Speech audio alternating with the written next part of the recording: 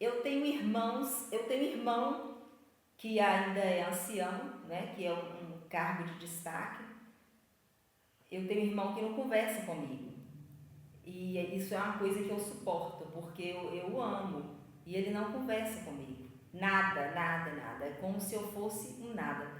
É claro que a gente sempre sabe disso, mas isso é muito maquiado, porque eles falam que as pessoas da família podem ter um certo contato. E algumas pessoas da minha família têm esse certo contato ainda muito limitado comigo. Mas esse irmão não conversa comigo em hipótese alguma. E diariamente eu vivo isso, concernente à minha família, que ainda é de lá. Tem alguns que me tratam como se eu fosse um conhecido da rua. Conversa comigo só, às vezes, quando encontra e olha lá. Mas, graças a Deus, essa questão aí a gente já vai superando e ainda fica uma coisinha muito pequena, mas dá pra tocar a vida.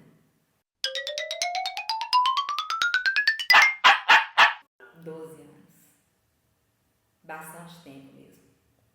Outro dia mesmo, minha irmã se casou, minha irmã mais velha, se casou com uma pessoa de lá e ela não me convidou para o casamento dela. Minha família em peso foi, eu sou de uma família muito numerosa e eu fiquei incomodada. Por que ela nem me chamou? Nem me falou assim, Giovana, vamos no meu casamento, e deixasse ser uma escolha minha de não ir. Ela não me convidou. E essas coisas acabam pegando a gente de surpresa, que a gente não imagina que isso vai acontecer. Eu não sei se eu teria coragem de fazer isso com ela. Mas depois a gente entende o porquê. Porque a pressão deles, a pressão da organização para com os membros é muito grande. E os membros têm muito medo de desobedecer. E vou mais longe, às vezes não é nem de desobedecer, é de contrariar.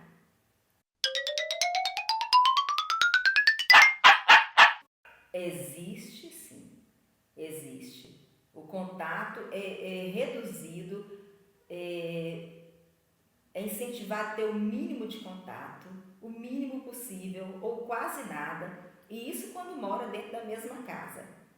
E eles seguem eles seguem isso, a grande maioria segue isso.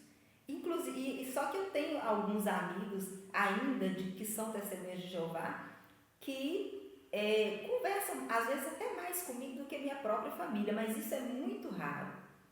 Mas a minha família segue estritamente.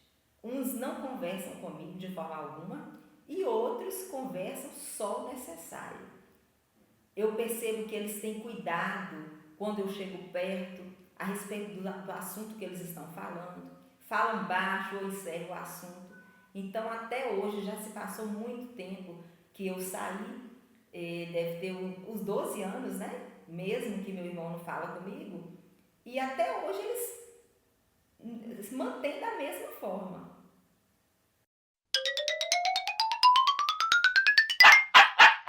Bom, no início foi bastante difícil, não por mim, porque eu não sentia muito, parece que eu fui sentir mais tristeza, por assim dizer, com essa falta de ligação da minha família depois.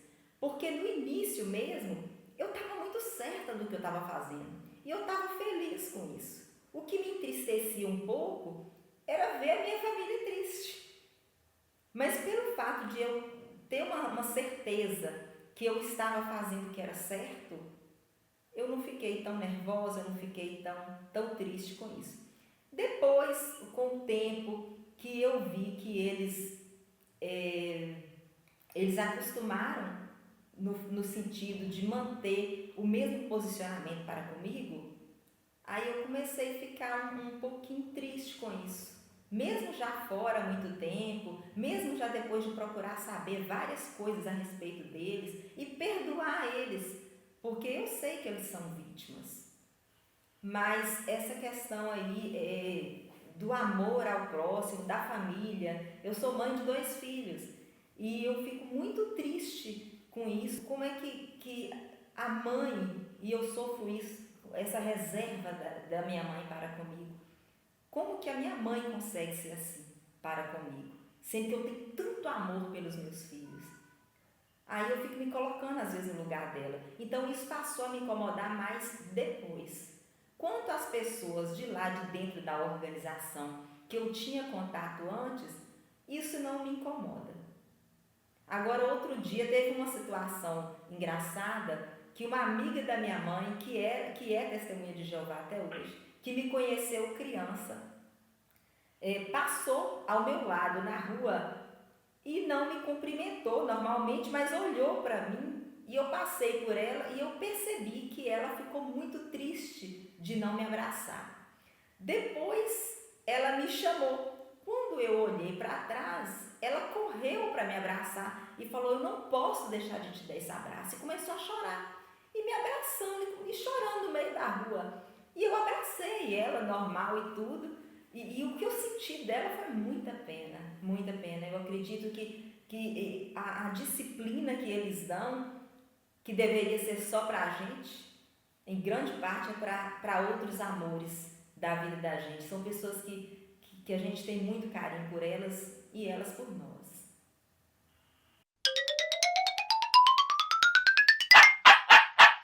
Eu acredito que sim.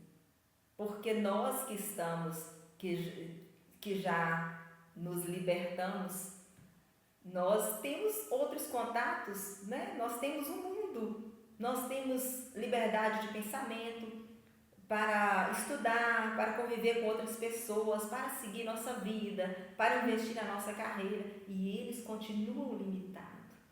Então, como eles continuam aquela limitação, eles sofrem quando veem pessoas que eles gostam e eles não podem. Isso já aconteceu outras vezes também, não tão forte quanto essa nossa irmã, mas com outras pessoas também, amizades de anos. Do jeito que às vezes, que hoje eu sou amiga de algumas pessoas de fora, eu era amiga de alguns também, de lá, amiga mesmo, de trocar confidências e da gente se encontrar perto de uma gôndola de supermercado e a pessoa olhar para mim com a tristeza de não me abraçar e de não poder conversar comigo. Então é bastante gravoso essa questão deles aí.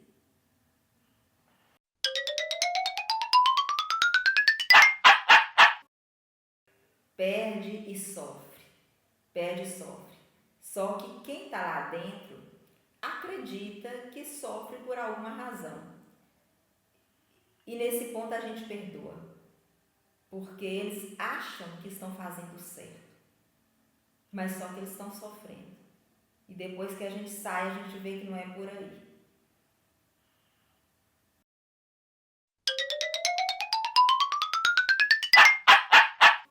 Com certeza, muito doloroso. A minha mãe, por exemplo, eu moro num apartamento, ela mora embaixo e eu moro em cima do apartamento. Mas eu tenho muito contato com ela, tento ser a melhor filha que eu posso ser para ela. E dentro desse cuidado que eu tenho com ela, eu não converso com ela sobre isso, porque é uma coisa que, mesmo sendo verdade, ela ficaria arrasada, ela ficaria muito magoada.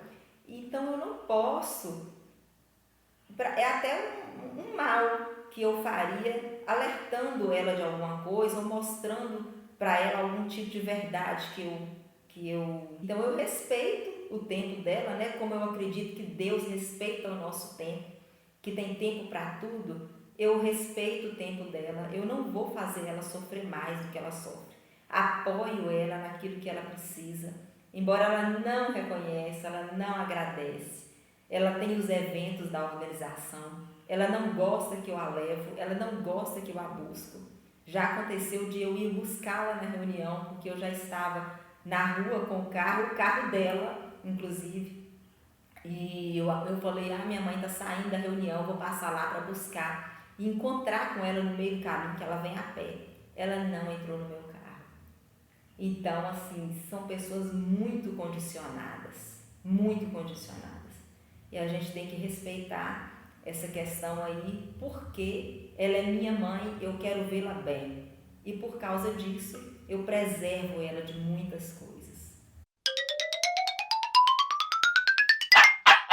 Me sinto superior, a falta do ensino superior, eu acredito que faça parte de todo o conceito da religião.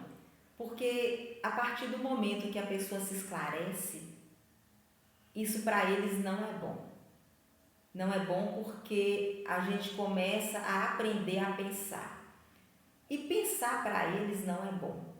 E desde pequena, minha mãe falava comigo que eu ia ser pioneira, que é uma dedicação maior à organização, e ia ter um trabalho de meio período para me sustentar. O plano dela para a minha vida é esse.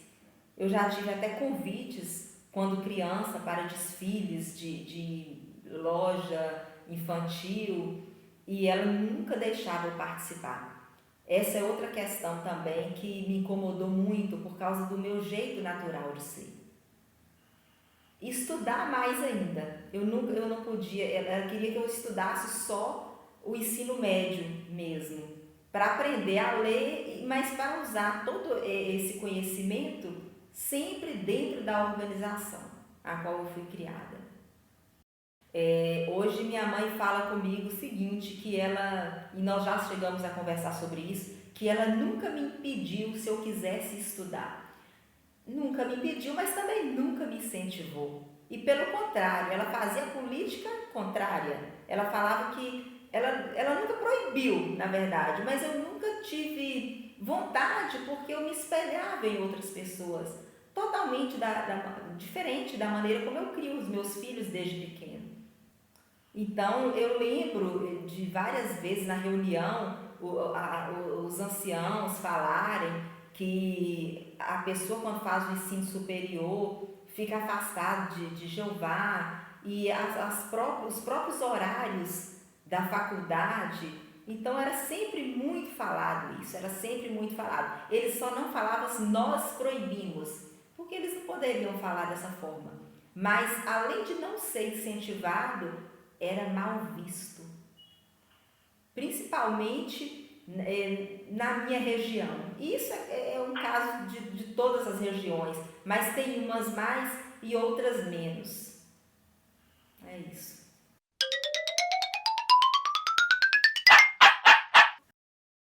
Exatamente. E como elas veem essas pessoas? Normalmente são pessoas que se vestem bem, que não passam necessidades.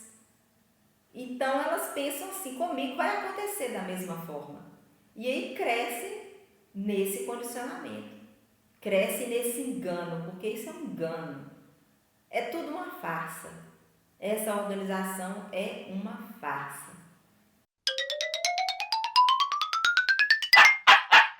Eu vejo como uma empresa, só que um pouquinho pior por causa da desonestidade que eles têm para com os membros. A gente acabou de falar sobre o ensino superior, eles precisam de pessoas com ensino superior em alguns dos pontos da organização para poder defender, né? Então tem várias situações que eles são muito desonestos com as pessoas. O que eles cobram das pessoas, eles não fazem, eles não são claros com as pessoas. Eles cobram honestidade dos membros, eles cobram fidelidade dos membros, entram na vida particular das pessoas em prol dos seus interesses.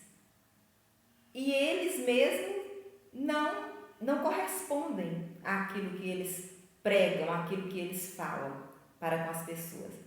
E a gente só descobre isso depois. Todas as coisas que eles pregam, eu descobri depois que eu saí que tem uma intenção, que tem um fundo central, por assim dizer, da razão pela qual eles têm que continuar.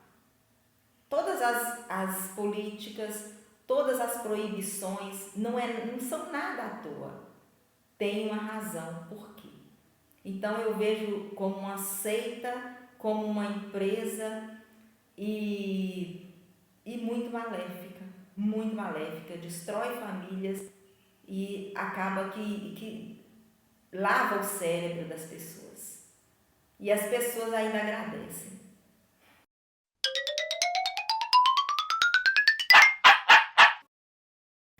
Por exemplo, essa questão da desassociação para as pessoas, para com as pessoas, como no meu caso, que pedem para sair, né? Porque é uma regra deles e como a gente quer ficar livre logo, a gente às vezes cede aquilo que eles estão pedindo. Ah, faz uma carta, até para se defender, né, judicialmente, faz uma carta dizendo que você não quer mais fazer parte. Simples assim.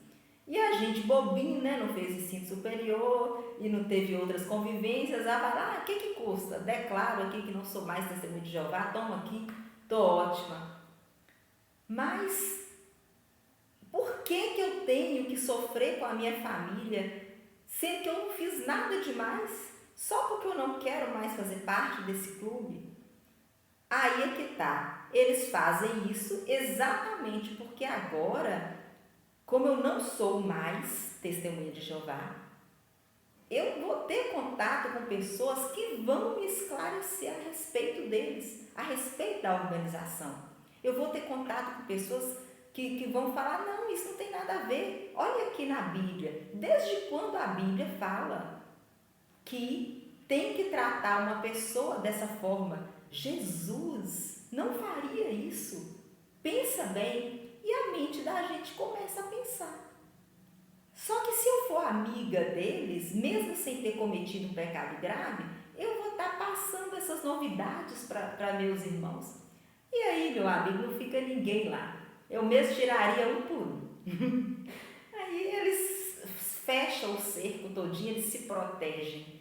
Então, dessa forma que eu vejo que eles mentem, eles não são honestos em falar que não pode ter contato, porque as pessoas podem falar coisas que nós não concordamos. Não, eles falam não pode ter contato porque Jeová fala que não pode, ou por outras razões eles inventam várias coisas. Mas aí só uns bons anos depois à frente, que a gente começa a ter uma certa paz com isso aí. Que a gente vê o quão vítimas eles são. Eles estão numa redoma.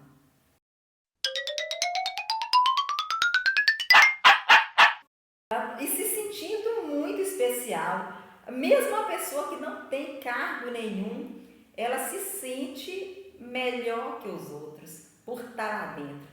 E isso que eles fazem as pessoas sentir, acaba que prende a pessoa lá. Porque lá fora ele vai ser um ninguém, meu amigo. Sem estudar ele vai ser um ninguém. Então lá dentro ele é alguém.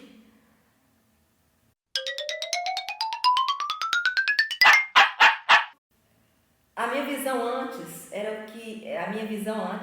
que eram pessoas nocivas. Eram pessoas até certo ponto más. Tinham as menos más e tinham os perversos. E a minha visão hoje é que tem pessoas boas e pessoas más em todo lugar. E eu tenho amigos muito melhores do que quando eu tinha lá dentro da organização.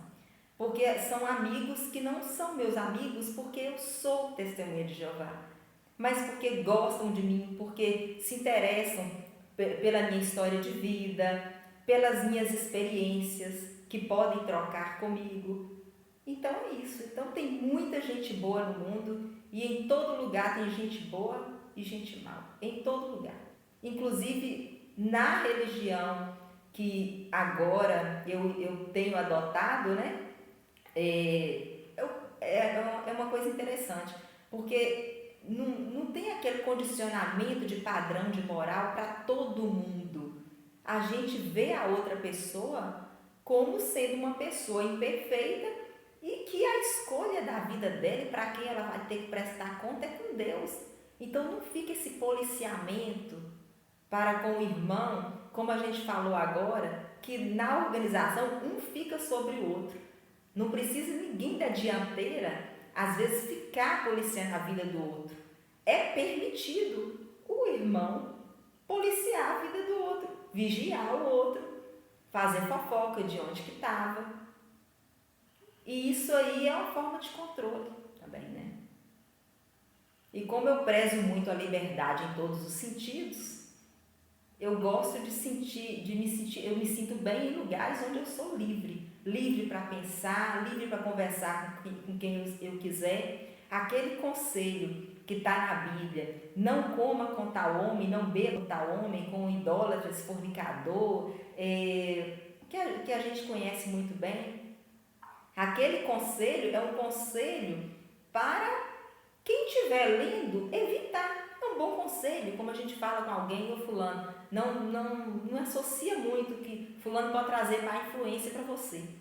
Mas não falou lá, atenção testemunhas de Jeová, vocês não falem com os outros. Então a interpretação está completamente equivocada e a forma que eu penso hoje, de eu mesma escolher com quem eu converso, daquilo que eu penso que é bom e que é mal para mim, sem estar passando por cima da dignidade de outra pessoa, que mesmo ela sendo mal, eu tenho que respeitar, é um ser humano. Mas eu não sou obrigada a conviver com ela. Essa liberdade de pensamento, eu acho que é uma das coisas mais valiosas que eu adquiri na minha vida.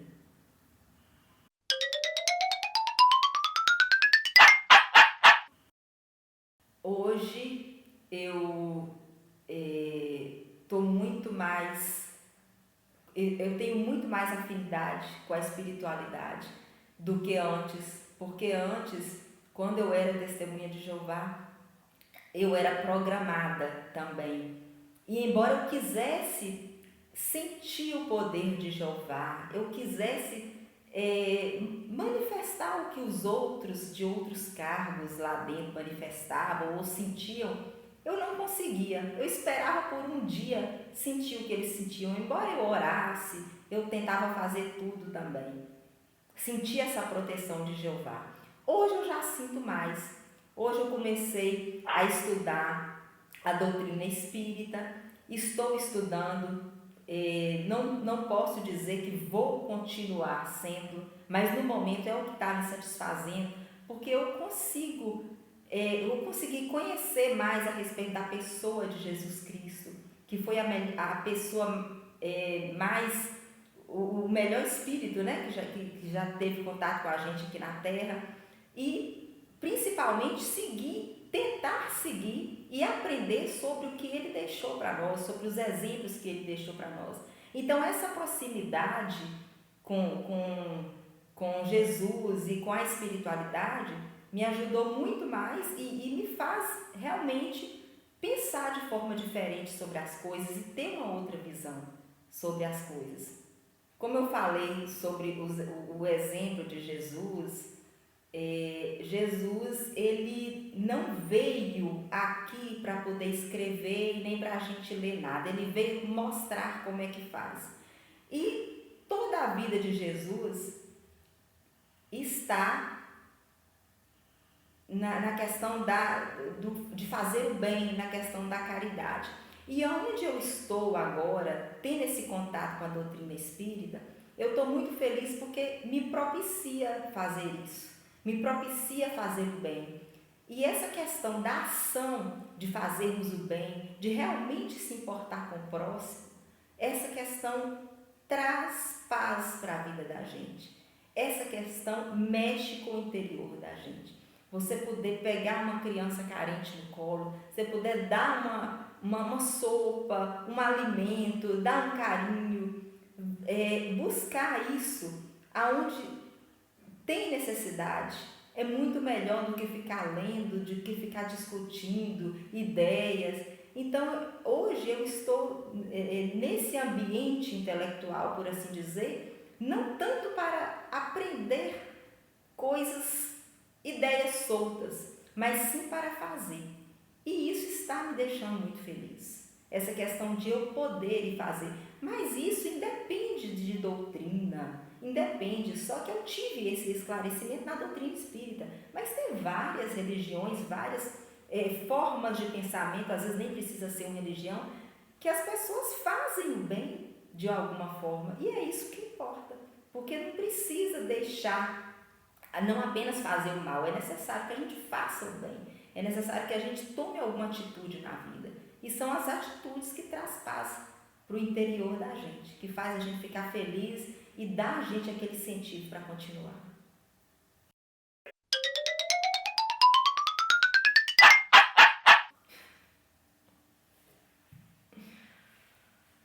Ai, meu Deus do céu. Eu acho a palavra não muito fraca, mas disse que a gente nunca pode falar não, né? Eu já tive situações em minha vida que eu fui muito perempta e acabei parando minha língua, mas eu não tenho a menor pretensão. Meu Deus do céu, eu acho que a gente caminha para a evolução e não para o regresso. E para mim isso é um regresso, nossa, sem palavras. Não tem nem como, não.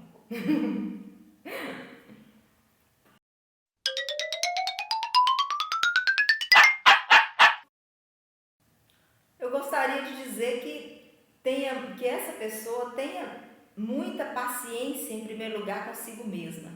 Porque eu também passei por uma crise existencial. E nem só da religião, eu comecei a questionar tudo. A minha própria vida, assuntos da minha intimidade, da minha existência. É muito difícil realmente, principalmente para quem já nasceu na religião e começa a ter contato com outras denominações, outras pessoas e depois descobre outras verdades da própria vida. Que pesquisem, que não tomem atitudes precipitadas, principalmente se estiver dentro de um contexto familiar, porque o que a gente faz para prejudicar a família da gente, mesmo que nós estamos nos beneficiando, que a gente prejudique diretamente e às vezes até intencionalmente a família da gente, a gente responde por isso. Então a gente tem que ter calma, tem que ter paciência e sempre pesquisar para ter certeza, porque o momento vai chegar. Se a pessoa realmente quiser sair e quando ele começar, eu estou dando um exemplo do que aconteceu comigo. Quando eu comecei a pesquisar e ver que não era aquilo e que aquilo não tinha nada a ver comigo, que foi quando eu saí mesmo da última vez pelos meus próprios pés, eu já saí certa e em nenhum momento eu arrependi, porque eu já estabeleci uma base para isso. Só que cada caso é um caso, porque tem pessoas que ainda moram com os pais, né? Tem pessoas que têm amores diretamente ligados e a gente não tem o direito de fazer essas pessoas sofrerem. Mas também a gente não pode se omitir, porque a nossa felicidade é uma responsabilidade nossa. E a gente não pode retribuir a felicidade de alguém sendo infelizes, sendo depressivos, sendo tristes. E a partir do momento que a gente abdicar disso aí, uma hora ou outra o corpo vai responder. A gente vai adoecer e as coisas vão piorar. Então, para ter paciência, para ter muita fé em Deus, né? Eu acredito muito em Deus. E para quem não acredita, que tenha fé na vida, porque a gente não está vivo por um acaso. A gente tem que ter um propósito, a gente tem que ter uma causa contra a qual lutar. E é uma luta pacífica, da qual nós mesmos nos beneficiaremos.